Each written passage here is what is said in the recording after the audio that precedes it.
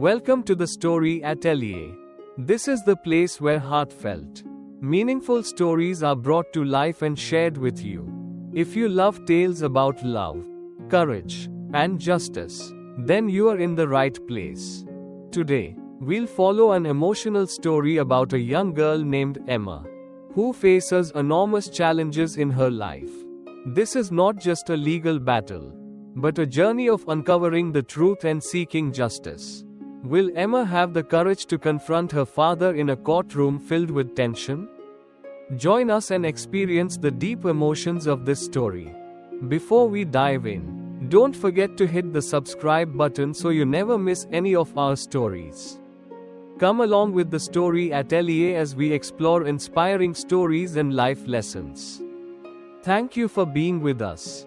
And now, let's begin today's story. Emma Thompson was only 6 years old, but she had a world of love in her heart. Living with her mother, Lily, was all she ever needed. Their home, a modest two-story house tucked on the quiet streets of Maplewood, was filled with laughter and warmth. Every morning, Emma would wake up to the smell of pancakes and bacon, her mother's signature breakfast dish. Lily was a single mother, but she was everything Emma could ever ask for: strong, loving, and always there. Their lives were simple, but it didn't matter to Emma. As far as she was concerned, every moment spent with her mother was perfect. After school, they'd often take walks to the park, where Lily would push Emma on the swings, her laughter echoing through the air. At night, Lily would read stories to Emma before bed, creating a world full of wonder and joy. But that morning, like any other, would be the last morning Emma would ever see her mother. It all began with a call from the school principal. Emma was in the middle of a history lesson when the classroom door opened, and Mrs. Harris, the principal, stepped inside. Her face was pale, and her eyes were full of concern. Emma's stomach dropped. Mrs. Harris called Emma to the office, her voice trembling. The walk to the office felt like an eternity. Emma couldn't shake the nervous feeling creeping up her spine. Her mind raced with questions. What could it be? Had she done something wrong? When she entered the office, Emma saw her father, Mark Thompson, standing by the window. He turned around slowly when she entered, his face unreadable. Mark was a quiet man, tall and built with an expression that always seemed distant. He rarely showed emotion. Emma had always known him to be a man of few words. But today, his silence felt different. His hands were shoved into his pockets, his eyes focused on something far away. "Emma, honey," he began, his voice strained. "I have some bad news." Emma's heart pounded in her chest. "What is it, Dad? What's wrong?" Her father sighed deeply, his voice barely above a whisper. "Your mom, she's had an accident. She's gone." The words hit Emma like a punch in the gut. Gone. The world around her seemed to spin. And for a brief moment, she couldn't hear anything but the rush of blood in her ears. Her mother, the one person who loved her without question, was gone. "What do you mean, gone?"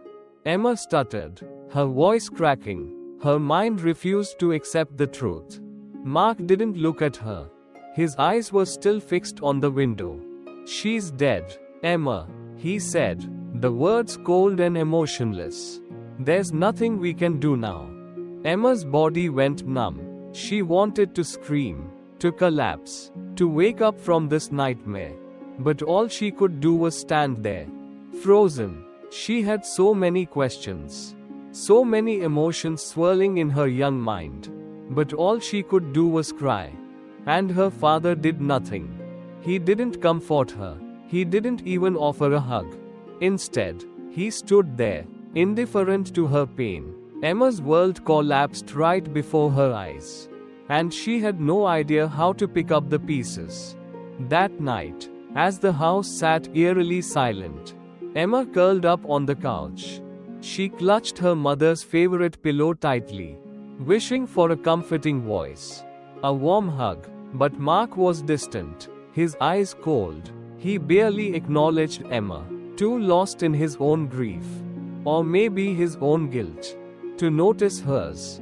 Things have changed, Emma, he said flatly. You'll have to be strong. We can't stay stuck in the past. It's time to move on. His words stung, but Emma tried to understand. Maybe he was just hurting too. But how could she move on when the world she knew had just been shattered? In the days that followed, Mark's coldness became more pronounced. He didn't speak about Lily. He didn't talk about anything at all. Emma would try to bring up her mom, asking if they could make pancakes like they used to or visit her favorite park. But Mark would shut her down quickly. That won't bring her back, he would say, his eyes never leaving the newspaper in his hands. Stop dwelling on it. It's time to move forward. Emma's attempts at normalcy, her longing for the things that made her feel close to her mother, were met with indifference. Mark no longer cared to listen. His focus had shifted entirely. The house, once a place of warmth and love, now felt cold, uninviting, and hollow. Every night, Emma would lie awake in her bed, staring at the ceiling, wondering if she'd ever feel truly safe again. The stories Lily used to read were replaced by silence. The warm nights of laughter were now just memories, fading faster than Emma could hold on to. The only comfort she found was in small, quiet moments. Sometimes, she would catch glimpses of her mother's smile in old photos or hear her laughter in the wind. But it wasn't enough. It never would be enough. One afternoon, as Emma sat on the front porch, she heard a familiar voice call her name. It was her grandmother, Grace, who had come to visit. Grace had always been there for Emma, a constant source of love and support. But when she saw Emma's face, her heart sank. Emma was thinner, quieter, her once bright eyes now distant and dull. Grace sat beside Emma, taking her small hand into hers. "Sweetheart, how are you?" she asked gently, her voice full of concern. Emma tried to force a smile, but it didn't reach her eyes. "I'm okay, Grandma," she said softly, her voice barely above a whisper. But Grace could see the sadness in her granddaughter's eyes.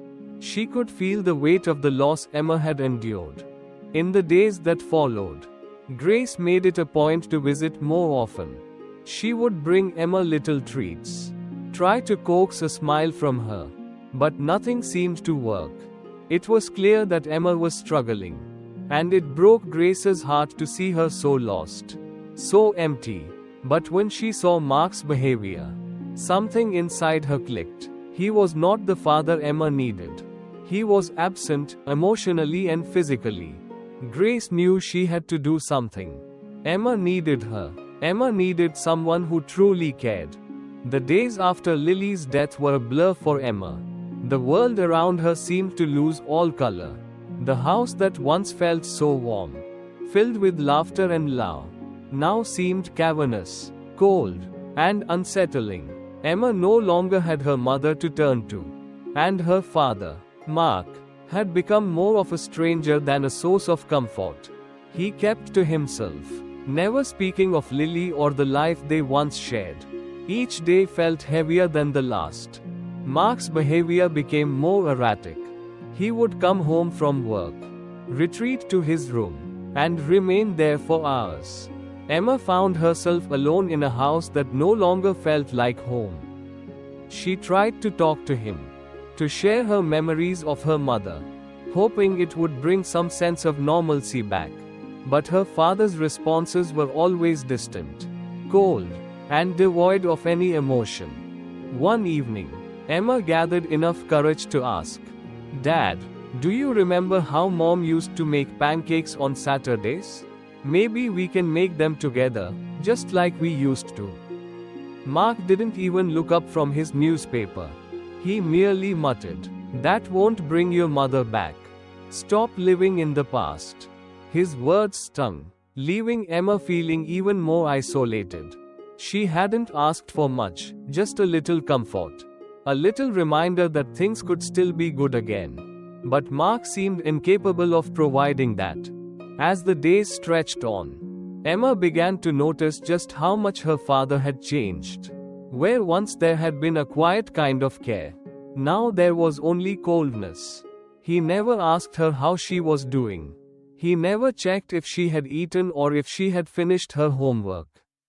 And when she made a mistake, if she left her school bag out of place or forgot to take out the trash, he would snap at her in a harsh, accusatory tone.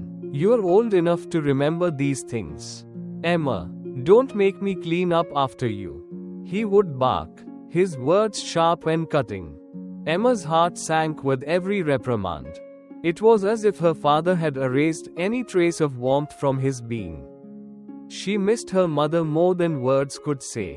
But it was her father's indifference that hurt her the most. She was desperate to understand what had happened to him. Was he grieving too? Did he not care about her anymore? The nights were the hardest. Emma would lie in bed, staring at the ceiling, feeling as if she was suffocating in the silence. The absence of Lily was palpable. The room felt empty without her mother's soft voice reading bedtime stories or her gentle touch brushing through Emma's hair before sleep. But Mark, he was never there to fill the void. He simply said a curt, "Good night," and closed her door without another word. There was no comfort, no reassurance, just the cold weight of his absence. Emma's world had become a place she no longer recognized. She was no longer the carefree little girl who spent her days laughing with her mother. She had been forced to grow up too fast, thrust into a reality where her only family member was emotionally unavailable. A father who seemed like a ghost in his own home. One afternoon, as Emma sat on the front porch staring at the empty street, she saw her grandmother Grace pull into the driveway. Grace was an older woman with a kind face, soft eyes, and a heart full of love. She had always been a comfort to Emma, someone who always knew how to make her feel safe and loved. But even Grace seemed worried now. Emma stood up as her grandmother approached. But Grace immediately took one look at her granddaughter's face and knew something was wrong. Emma had always been a bright, cheerful child. But now her eyes were clouded with sadness. She looked thinner, more fragile, like someone who had been carrying the weight of the world on her shoulders.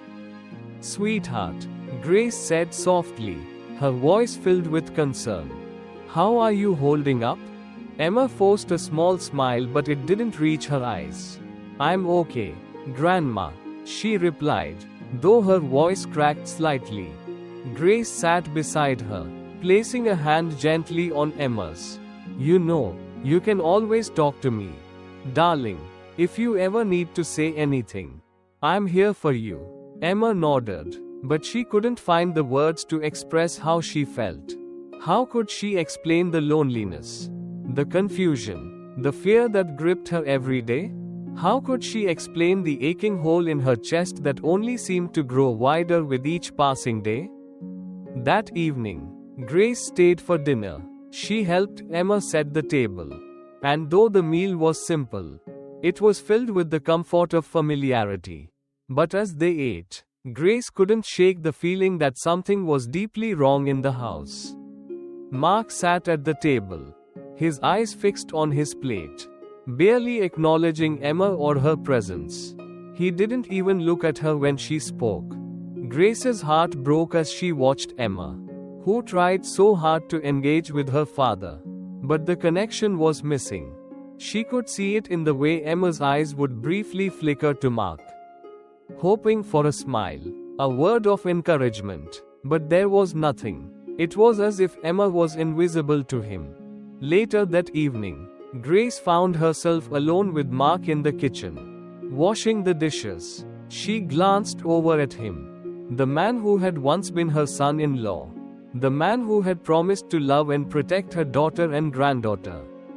But now he seemed a shadow of the man he had once been. "Mark," Grace began, her voice gentle but firm. "I need to talk to you." He didn't look up from his work but grunted in acknowledgement. "Your daughter is suffering. Mark, you need to step up. You need to be there for her." Mark's face hardened. "I'm doing the best I can. Grace, this isn't easy for me either," he said, his voice rising with frustration. "But she needs to move on. I can't keep dragging this out. I need to get back to my life." Grace's heart sank as she realized just how far he had fallen. This wasn't the man who had promised to cherish and protect his family. This was a man who had become consumed by his own grief and pain. And in doing so, had turned his back on the one person who needed him most, his daughter. "You're not the only one who's hurting," Grace said softly, "but Emma doesn't have anyone else. You've got to be there for her. Mark, if you can't, then I will. She's my responsibility now. I won't let her suffer like this." Mark didn't respond. He simply turned away, retreating to his room as he had done so many times before. As the days passed, Grace began visiting Emma more frequently. She noticed the weight in Emma's eyes, the sadness that lingered even when she tried to smile. Grace knew she couldn't leave Emma in this environment, where her father was emotionally unavailable and indifferent. She had to do something. But what could she do? How could she take Emma away from her father, even though he was neglecting her so profoundly? Grace knew the answer wasn't simple. But one thing was clear: Emma needed someone who truly loved her and would fight for her. No matter what. Grace knew that she couldn't stand by any longer and watch Emma slip deeper into despair. It had become clear to her that Mark, though Emma's father, was not in a place to care for her. His coldness had become more than just emotional neglect. It was a form of abandonment. Emma's bright eyes had dulled. Her spirit seemed crushed. And Grace knew that if she didn't intervene soon, it might be too late. The decision weighed heavily on Grace's heart. She loved Emma deeply, but she also understood the difficulty of the road ahead. She had always respected Mark as Lily's husband and had hoped, even after Lily's passing, that he would step up as a father. But the man who had once promised to protect his family now seemed like a stranger. A man consumed by grief and bitterness. One evening, after another cold dinner where Emma barely touched her food, Grace sat quietly in her living room, staring out the window. The decision she was contemplating wasn't easy. She could sense the strain in her own life. She was in her 60s, living on a fixed income, and the thought of taking on the responsibility of raising Emma on her own was daunting. But no matter how hard it seemed, she knew she had no choice. Emma needed her more than ever. She made a phone call to a lawyer friend, seeking advice. After discussing the situation, the lawyer confirmed what Grace had feared: filing for custody of Emma would be a long and complicated process. But it might be the only chance Emma had to grow up in a loving and stable environment. The next few days were a whirlwind of emotions for Grace. She gathered the necessary documents, consulted with legal professionals, and started making preparations for what she knew was a difficult battle ahead. The hardest part was facing Mark, who had always been a difficult man to deal with. She had no illusions about what it would be like. He would fight her every step of the way. But she had to do this for Emma. On the morning Grace decided to take the first step and file for custody, she visited Emma again. The little girl was sitting in the living room, clutching a teddy bear to her chest, her gaze distant. It broke Grace's heart to see Emma so lost. "Sweetheart," Grace said softly, sitting beside her on the couch, "I need to talk to you about something important." Emma looked up at her, her eyes tired and sad. "What is it, Grandma?" Grace took a deep breath. her voice gentle but firm. "I've been thinking about you, Emma. You are my family, and I want to make sure you're safe and happy. I know your daddy is having a hard time, but I don't think he's able to take care of you the way you need. So, I'm going to fight for you. I'm going to make sure you're with someone who truly loves you." Emma blinked in confusion, not fully understanding the gravity of the situation. "What do you mean, Grandma? I'm going to ask the court to let me take care of you." Grace explained, "I want to be there for you, to give you the love and care you deserve. I want you to have a home where you feel safe, where you can be happy again." Tears welled up in Emma's eyes, and she clung to her grandmother. "But I don't want to leave Daddy." "I know, sweetheart," Grace whispered, holding Emma tightly. "But sometimes, we have to make hard choices to protect the people we love. And I'm doing this because I love you so much." That night, after Emma had gone to bed, Grace sat alone in her kitchen, her mind racing with thoughts of the battle ahead. She had no illusions about how difficult it would be. Mark would resist. He would fight tooth and nail to keep Emma, no matter how little he had done to show her love and care. But Grace couldn't let that stop her.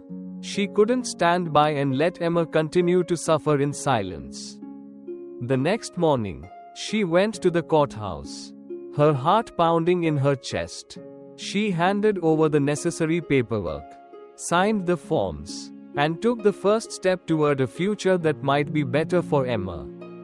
But even as she walked out of the courthouse, she knew this was only the beginning.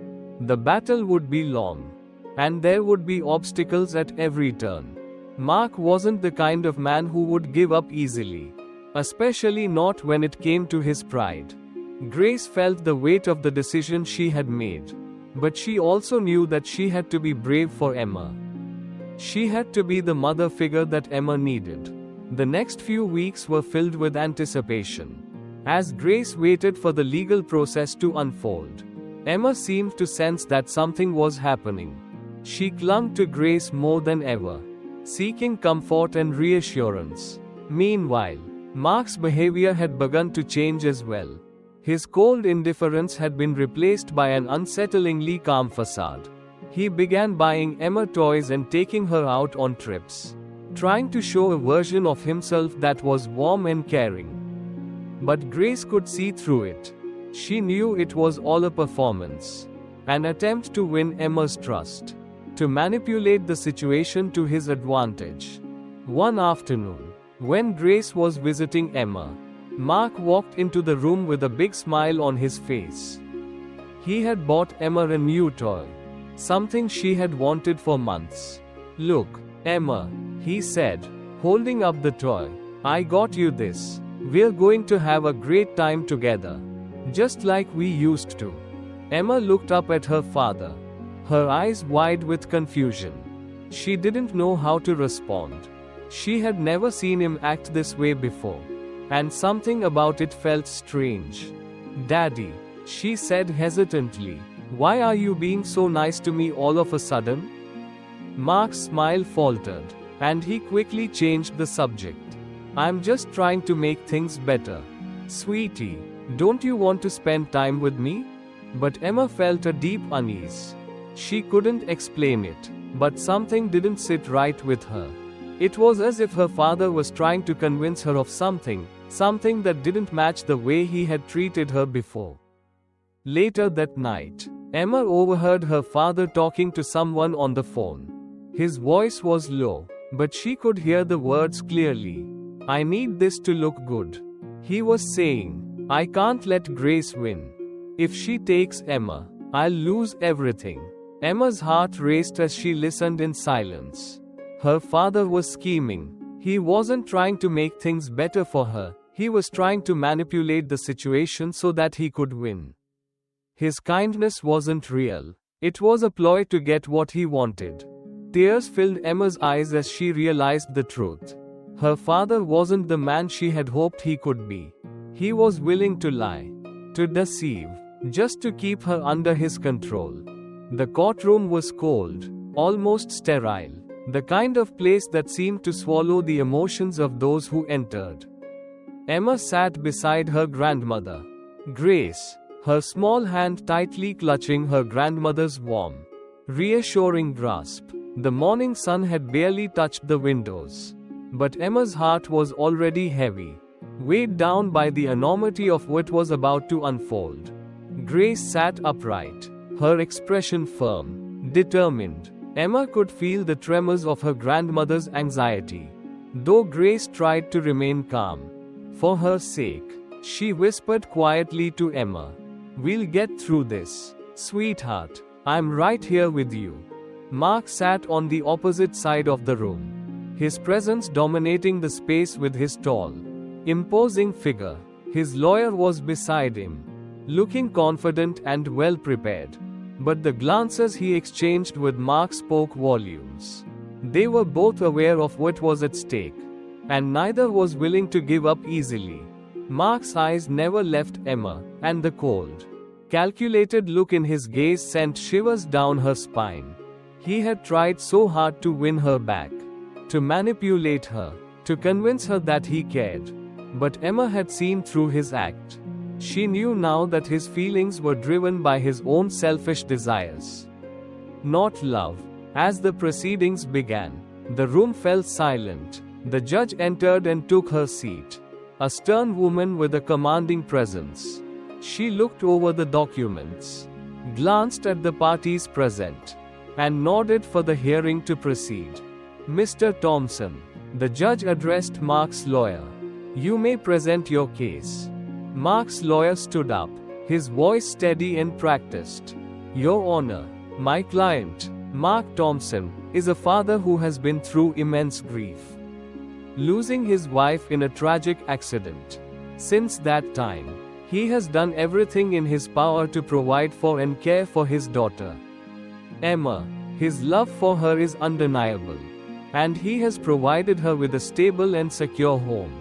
He paused and turned to face the judge, adding, "Unfortunately, Mrs. Grace Thompson, the petitioner, is not capable of providing Emma with the proper care.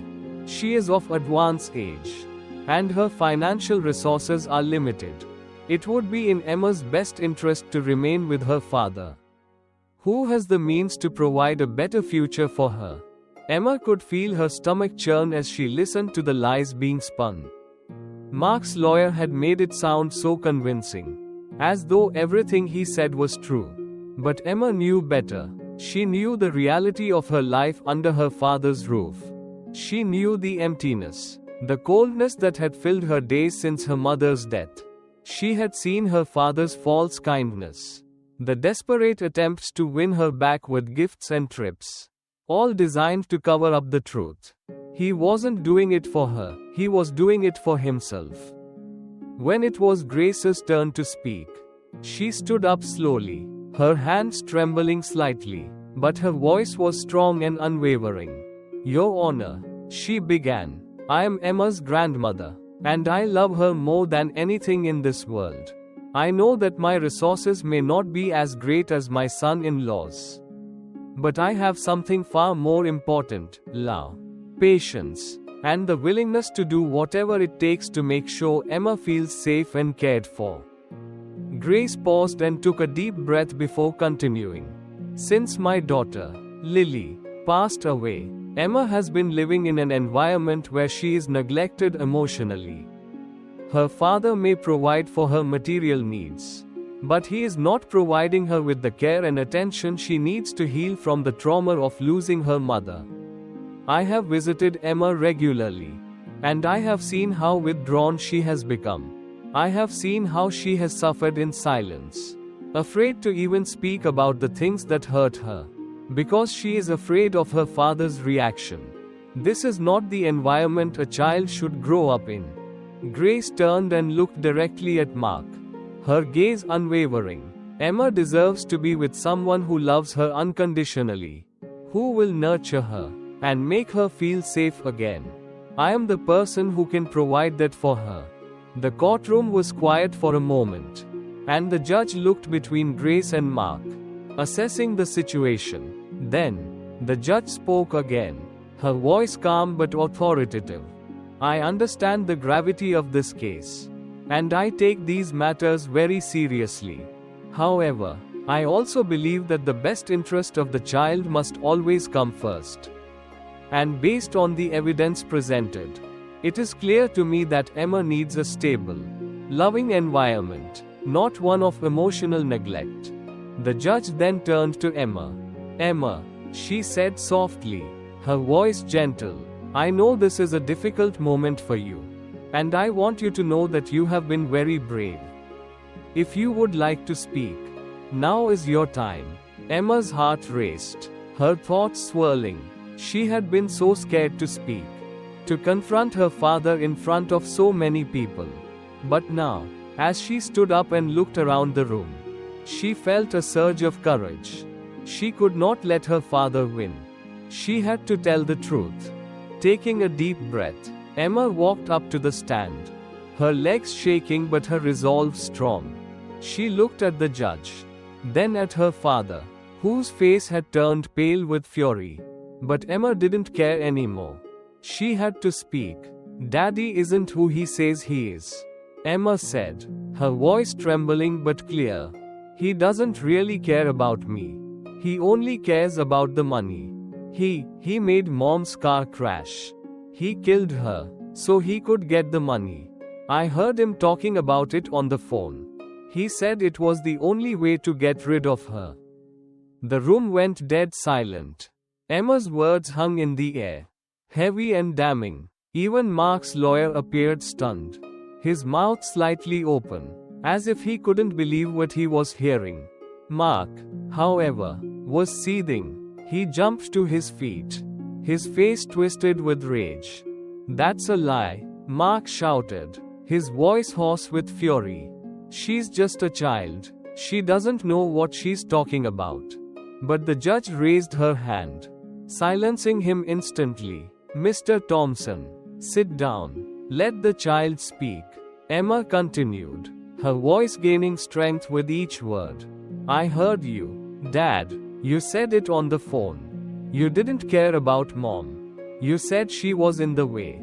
And you didn't want to have to deal with her anymore. You wanted her out of the picture so you could get the money. The life insurance money. And now you want to do the same thing to me. Tears streamed down Emma's face as she spoke the truth, her heart pounding in her chest. She had never said those words out loud before. But now, standing in the courtroom, she felt a weight lift off her shoulders. The judge turned to Mark, her expression stern. Mr. Thompson, these are very serious allegations. We will investigate this further. But for now, I am placing Emma under the temporary guardianship of her grandmother, Mrs. Grace Thompson, until further notice. Grace's heart soared with relief. She rushed to Emma, embracing her tightly. Emma buried her face in her grandmother's arms, feeling safe for the first time in so long. As Mark was escorted out of the courtroom by officers, he cast one last glance at Emma. But Emma didn't look back. For the first time in her life, she felt free. She had told the truth. And with that, she had taken the first step toward reclaiming her life.